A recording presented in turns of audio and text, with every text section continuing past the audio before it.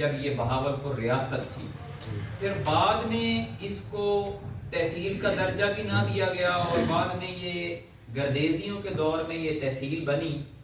لیکن اس سے جو پسماندہ تحصیلیں ہیں ان میں بھی وہ سہولیات موجود ہیں جو خیرپور کے اندر موجود نہیں ہیں. پہلے تو میں نے آپ کے سامنے ملک کا منظرنامہ ایک تھوڑا سا رکھا ہے. اب اگر اپنے شہر کو آپ دیکھ لیں، اپنے علاقے کو دیکھ لیں، تو اس کی صورتحال بھی بہت بگڑی ہوئی ہے.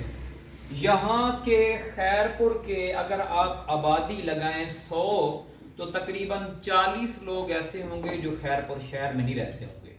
کوئی لاہور رہتا ہے، کوئی فیصل آباد رہتا ہے، کوئی سیالکوٹ، کوئی گجرانوالا، کوئی سعودی عرب، کوئی کراچی. ایسا ہی ہے نا. وجہ روزگار نہیں ہے. مجھے آپ یہ بتائیں کہ جب آپ کا اور میرا بچہ 18-20 سال کا اپنے شہر کو چھوڑ کر در بدر ہوتا ہے، ایمانداری سے بتائیں کیا اس کی عزت محفوظ رہتی ہے؟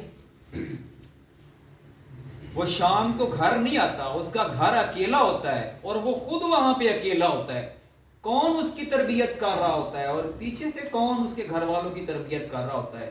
ایک خاوند کمانے کے لیے گیا ہوا ہے، چھوٹے چھوٹے بچے اور بیوی اکیلی ہوتی ہیں، درندوں کا معاشرہ ہے. کون رکھوالی کرے گا؟ کون ان کا ذمہ دار ہے کہ ہماری اس نسل کو کون بچائے گا بے راہ روی سے؟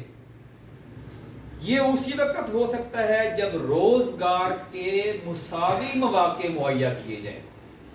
میں اکثر یہ بات کرتا ہوں کہ اللہ نے اگر ہمیں موقع دیا تو ہم اس خیرپور کو بالخصوص انڈسٹریل ضلع بنائیں گے انشاءاللہ. اور خیرپور ایسی تحصیل ہے کہ جس کا رقبہ سرکاری سب تحصیلوں سے زیادہ ہے. آپ یہاں سے جائیں مروڑ 45 کلومیٹر کا سفر ہے اور اس کے دائیں بائیں سارا سرکاری رقبہ ہے.